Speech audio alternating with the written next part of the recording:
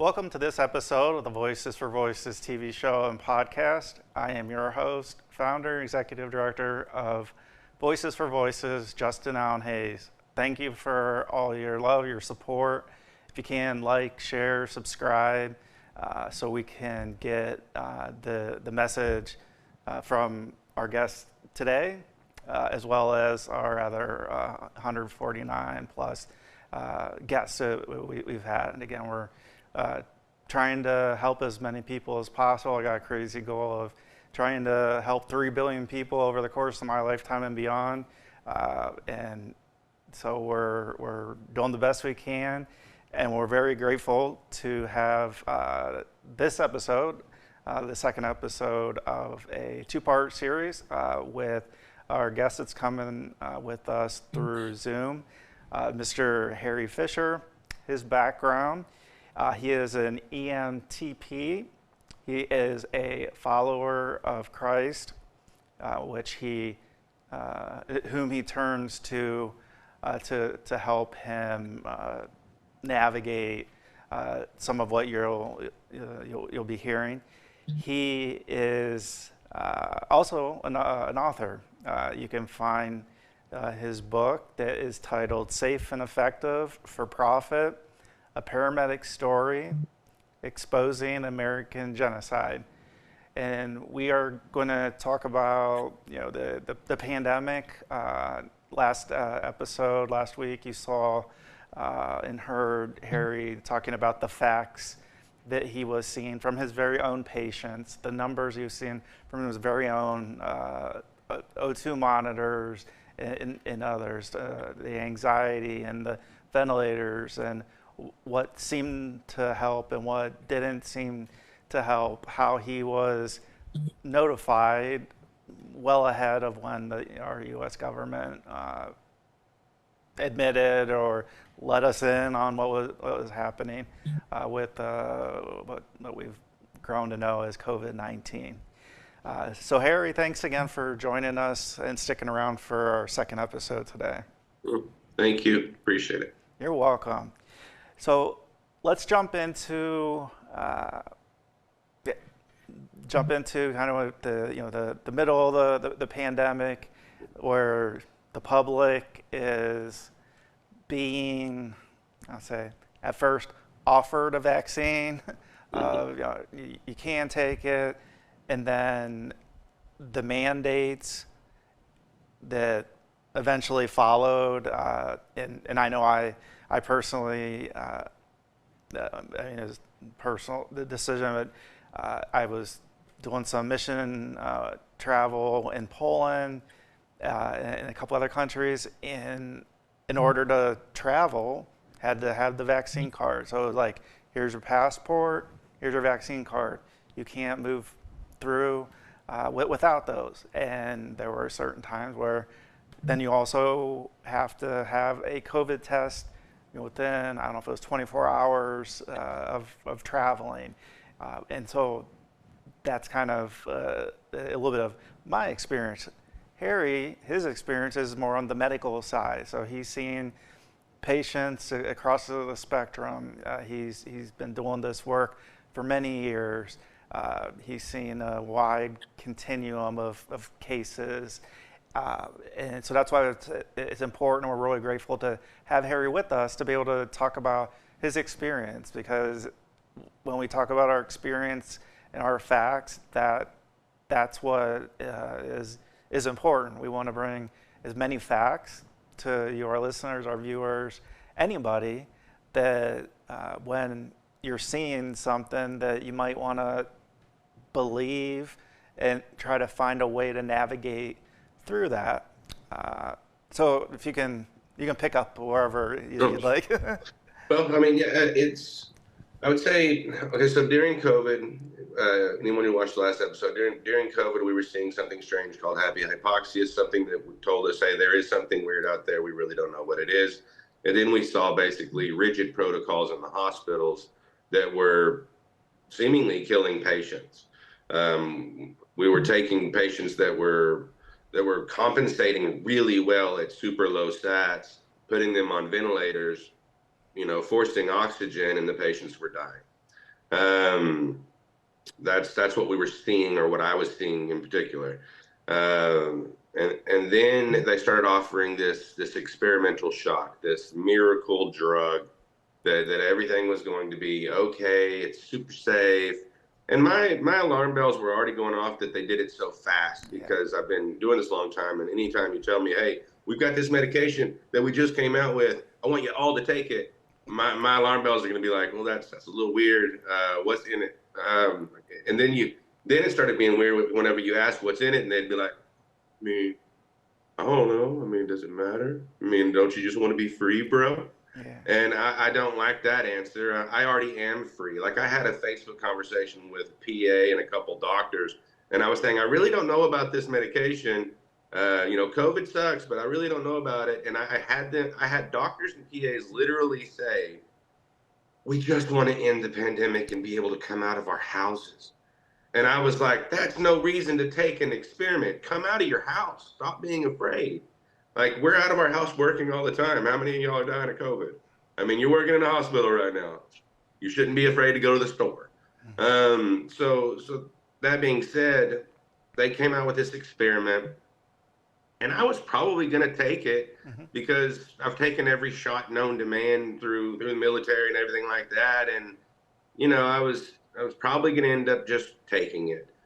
But right when I started rolling it out, they did it in certain numbers, like certain people could have it at a certain time. The medical personnel they tried to do first, and I was still, they didn't make us at that time. They were just saying, y'all are offered it right now. It was before they really hammered down, but while they were offering it, they started offering it to certain age groups and everything. And there was this, I called it a Pfizer line, because what do you really call those makeshift clinics that they were putting in parking lots? Here's your jelly donut, take this experiment. Yeah, it was weird. So I called it a Pfizer line, but this makeshift Pfizer clinic, I got a 911 call to.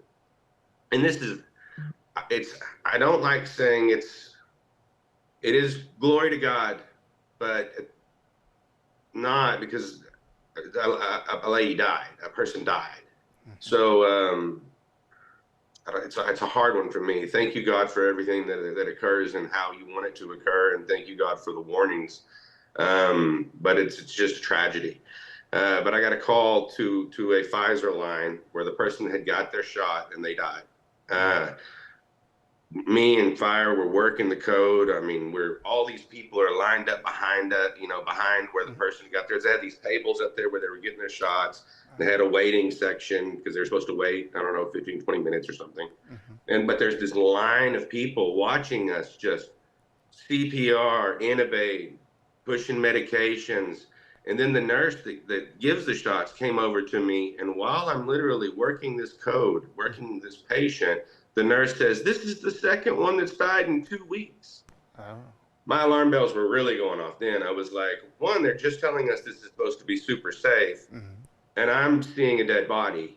And we sadly, we couldn't save the patient. And as far as I know, there's at least 2 in that one makeshift clinic that died within 2 weeks. Who knows how many? Who knows? Yeah. I mean, because after that, I tried to call news agencies. I tried to call because I started getting shut down online. So I was trying to call the news agencies. I was trying to call anyone that could get the word out that, hey, that this could be dangerous. No callbacks. No one wanted to talk to you about it. No one cared or believed you. I could show them my EMT license. I could say, all the things, and they just wouldn't call you back. I ended up going to North Dakota after that, not long after, on a contract, and they did a big Pfizer push there on a native reservation, and they wanted all their people to get it. And that small hospital, the doctor that was there, because the doctor ended up retiring after this. She was done. But we had so many people die. I mean, even our nurse manager collapsed on the job with multiple blood clots in their lungs, and we had to fly them out. One of the other nurses that was with me lost her husband a day after the shot to a heart attack. That guy's brother died a week after. Like, we were seeing that much death. Wow. The doctor pulled me aside because I was very vocal about the, you know, at the Pfizer line, I was talking to people like, I've already seen like people die from this. This is weird. I don't want to take this now. And they still haven't told us we have to take it to keep working yet. They were doing weird rules. Like for me, since I hadn't taken it, they were doing weird rules. They were like, you have to be tested all this time. You have to always wear 84 masks and, you know, walk around like you're some kind of plague victim. While all these people that are taking it are dying, I'm sitting there like, I'm not dying, y'all. Like there's maybe put two and two together. Well, the doctor came over to me in the hallway and said, Harry, we're experiencing genocide. This is genocide. And that just floored me. That coming from a doctor saying we're experiencing genocide in the middle of an ER on my shift. And that's when I did my first TikTok video, because I'd already tried YouTube and other things, but that's when I did first really came on TikTok. And I went out to my ambulance bay. I said, fine, I'm going to show my face. Because I didn't even want to show my face before that. I would just do like voiceovers and stuff because I didn't want people to see who I was, because I could already tell there's a dangerous thing happening. If the news agencies aren't calling you back, if people are dying and they're telling you it's safe, something big is happening. And it was spooky. I'm not gonna lie, there was a fear factor to it. And I was like, fine, this is done. So I put my face on camera and I did a TikTok video and I said, I'm a paramedic, did CPR to Pfizer line. That line lost 2 patients that I know of within 2 weeks. That was pretty much the video. And I posted it to TikTok and that video got millions of views fast, like fast. But it was the comments, thousands and thousands of comments of I lost my mom, I lost my dad, I lost my brother, I lost my uncle this many days after the shot, this many days after the. I could not keep up with trying to type to people. It was just boom, boom, boom, boom. I mean, there was some naysayers in there too, but for the most part, I was just seeing a tidal wave of people talking about death of a loved one after their shots. And within 24 hours, TikTok deleted the video, banned my account, deleted the video. But the reason they gave me was for quote unquote terroristic activity. They called me a terrorist for trying to warn you after a doctor in an ER told me we're experiencing genocide. Incredible. That. Yeah. Oh. Wow. Okay, so going forward, you know, the mandates, they come out, it's across the board. How were you processing things like internally as those are happening? Like, okay, I don't want to take this. I'm seeing a lot of signs that are pointing in this direction. With the mandates, I mean, I ended up, I left that contract, went to the next contract, and that's when they really pushed the mandates. Okay. That's at that contract, they were saying you have until this date, or you can no longer work at this hospital anymore, or any hospital. And most people were just caving, because a lot of people did not want to take it, but they just ended up caving. There was a handful of us at the very last couple of days. But I'd already put in for my exemption, and so I was worried, like, are they going to take my exemption or not? And my exemption literally read, and I got approved. It said, due to the fact that I've done CPR on a Pfizer line, I cannot, in good conscience, put this substance in my body. Give to Caesar what is Caesar's, give to God what is God's. This temple belongs to God. And that got approved. I got approval letter for that. And I showed that to my friends at work. I was like, this got approved. Like on the last day where they were, and a lot of them still caved and went ahead and just got the shot. They were just too scared to rock the boat, which sadly, I mean, they would have probably lost their job anyways, because even though I got the approval letter, they still canceled my contract and said, we don't need you anymore. Thanks. Have a good day. Goodbye. They wanted complete compliance. And they got, even though they were hurting for staff, needed staff, they were willing to get rid of anyone that wouldn't, you know, bend the knee per se. And it took me a couple months after that to find a job. I was calling around to ambulance services. I was watching people, you know, because our call times on ambulances, if you call 911 right now, it should take, depending on where you live, if you live in the city or somewhere near the city, it should take 10 minutes, maybe 15 minutes for the ambulance to get to you. But it's a lot of the places I've worked, we want to be there in 10 minutes or less. That's just even in the big cities, we want to be there in 10 minutes or less. We get rated on our times. Okay. Plus, if you're having a heart attack or a stroke, if we're there too long, you're dead. It's tissue death. I mean, the amount of time that we're not trying to actively intervene, the worst chance you have at survival. So at the time when I was fired, not fired, but let go from that contract and went trying to find another job, and people were telling me, no, you can't. Actually, they were hiring me and then telling me no because I didn't have the vaccine. They were going, yes, we need staff really bad. Can we see your vaccine card? I don't have my vaccine card. I'm not going to get that. Here's why I'm not going to get it, what I've experienced. Well, gosh, we really wish we could hire you because we really need you. I talked to people that were actually hiring for ambulance services, and I would just say, what's your call times right now? You said you're really needing people. What's your call times? They were telling me 45 minutes to an hour. They were lacking staff so bad that it was taking ambulances 45 minutes to an hour to get to patients. So imagine your loved one dies, laying on the floor dead, and it takes 45 minutes to an hour for the ambulance to get there to try to do anything. One, your loved one's probably just going to be dead. There's nothing they're going to be able to do at that point in time. Unless someone's doing just awesome CPR and breathing and doing, taking care of business, AED and all that, your loved one's probably just done. And I would tell that to these people that were hiring, and I'd be like, y'all realize you're killing people by following these rules, right? Like by me being an able-bodied, a medic for all these years, and you telling me I have to take this experiment or I can't go help your community, you're actively killing your community. You understand that. And some of them would actually say, yes, but we don't have a choice. We don't have a choice. One of them even said, we have to have the federal money to stay afloat. Yeah. Most people don't pay their bills, so without the federal money, we can't be in business. So if we don't follow the rules, our business goes away. Wow. It's a flooring moment in your life when you realize that people's lives really don't. I mean, you always sort of knew that to the government and to the businesses, lives really didn't matter, but lives really don't matter when it comes to money. They will choose money over your life almost 100% of the time. I found an ambulance service that literally said, I'll take your exemption. I'll even write you one myself. You don't have to take it. And I found that. Here's something for anybody listening. It was 2 months of hell, of being worried about how I'm going to feed my family, what I'm going to do. And I got on my knees and I cried out to God. I get a little emotional when I talk about it because I remember getting on my knees and physically crying out to God.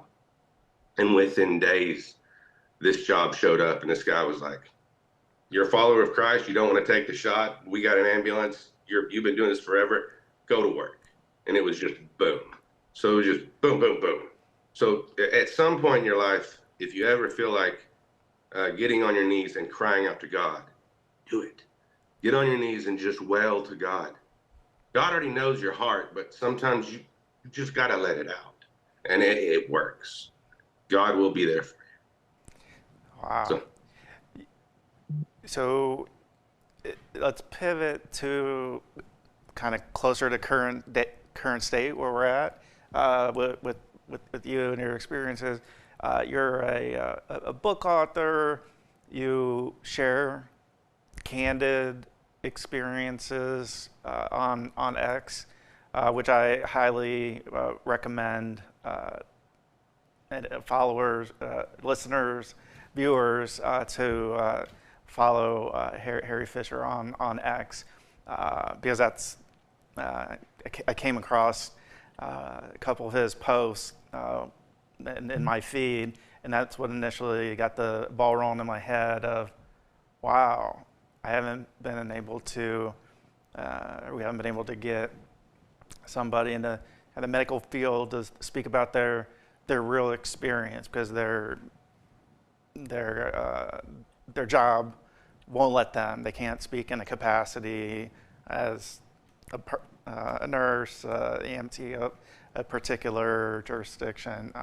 Again, to Harry's point, the worry about negative feedback and backlash, and coming back to, fortunately, I learned in Business 101, the goal of business is to make money, make a profit, and we're seeing and hearing firsthand how this what was occurring. So how did the book process get started of you wanting to share with the It, world? it was well. I mean, I was already writing. Basically, I'm sharing my in the book. I'm sharing my journal. Basically, a publisher got a hold of me because I'd already been sharing my journal online, sharing posts, and just sharing my experiences, and anything from writing poetry about what I'm experiencing to because that's another way I vent is to write. Okay. So I was just writing things and sharing with the public, and a publisher got a hold of me, and we started talking and became friends. And she ended up becoming basically my also co-author because she's also had experiences as well that have been just brutal throughout this whole thing. And she and I just became friends, and I was writing mine, and she was already writing too, and we got together, and it all just fell in perfectly together. And um and uh and that's pretty much how that went. That's another godsend because she's a super follower of Christ, and it's like God was like, okay, you're supposed to be here, you're supposed to meet this person, and y'all are supposed to know each other, and then it's all just going to work out. Just trust in me. And that's what I've done, is just given it all to God, and this is where we've ended up. And it's amazing to me that I haven't been fired yet. Like I thank God for that, because there are so many people actively trying to take my license. I mean, the national board's been inundated with people calling about trying to get me fired. So the people that hold my license have renewed my license recently, even with people actively trying to take it. And that's just, I mean, that's a godsend right there. That's truly beautiful to me. That being said, anyone out there that wants to speak out, don't be afraid of the backlash. Don't have fear. Do follow God. If you're going to do it, you're going to get so much negativity. You're going to get a lot of hate. You're going to be called every name under the sun. They're going to try to find anything that they can bad about you. I mean, like if you're bald, they'll call you bald. If your hair is long like mine, they'll make fun of your hair being long. They'll even I've had them find pictures of my kids and send me DMs of my kids saying, "We're watching you." Like I'm telling you, it gets bad. It will get bad. But have faith.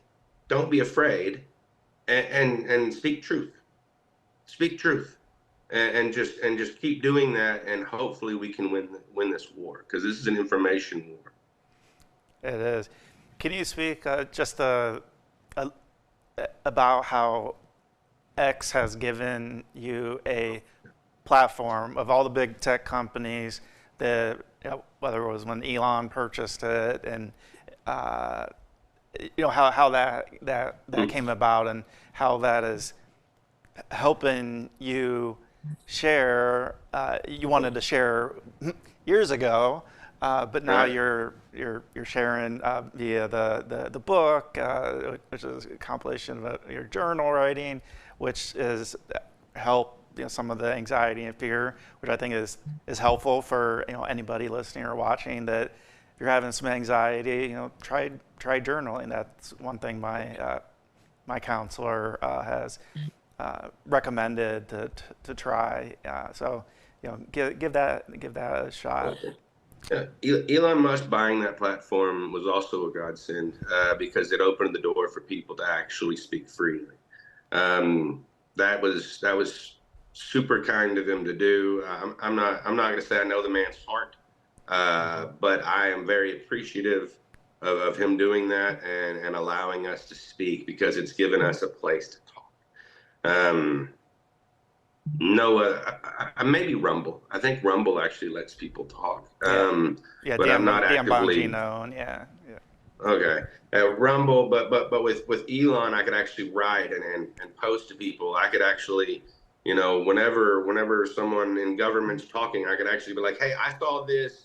We need to talk about it." So I could actually, get some information out there, Mm-hmm. and it's allowed me to grow on that platform, and reach a broader audience, and meet some amazing people, like people that are that the people that if if the Jewish people were ever getting loaded up into trucks and taken to a camp, the people that I'm meeting are the ones that would be standing in front of those trucks, the ones that would be stopping it, not the ones that, like we saw, that would just sit and be silent and be like, yes, take the people. No, I'm meeting people that will stand in front of the trucks and stop it, or at least do everything they can to stop this genocide.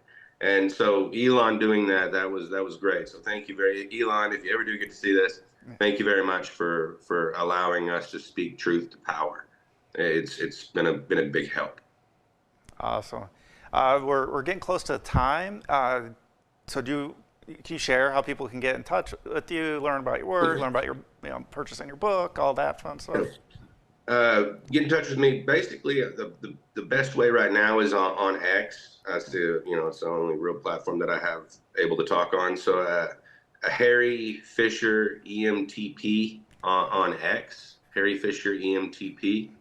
You can find me there. And if you make comments to me on there, because I want to get to know people. Yeah. So if you go on there and you want to just be my friend and get to know me, talk to me, let me know who you are, and then I'll follow you back eventually. It takes me sometimes a little while, I'm sorry. Yeah. But I do like to follow people back to friends, to make friends. I don't like the word follow. That's one thing I wish they would change, because you follow nobody but God. I like the whole friend aspect better. But if you go on there and you actually friend me, then just say some nice things, comment, and then inevitably, eventually, I'll end up friending you back, and then we can, if you have something to say in DM. I like to share other people's information too. Like if you have a story to tell and you go underneath one of my posts and tell it, I'll repost it. I'll at least try to read all of them. And sometimes there's just a lot. Yeah. But I try to find those stories that people are trying to get out, and I'll try to repost your story too, because we need the information out. I want your story. I want my story out there. I want your story out there. I want the truth out there, and that's what that through God is what inevitably will set us free. Right. And then the book, they can find that at...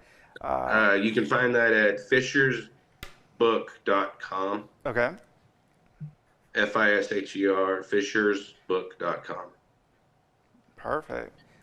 Is there anything we didn't cover that you wanted to share? We got about a minute and a half. Well, I just appreciate y'all having me on, and I appreciate your and I'm really I'll be praying that you, what was it 3 million or 3 billion? 3 billion, yeah. 3 billion. I pray you get to reach 3 billion and help 3 billion, and that y'all are successful in everything you put your hand to, and always put God first. And I will try to support in any way I possibly can to help you reach your goals, brother.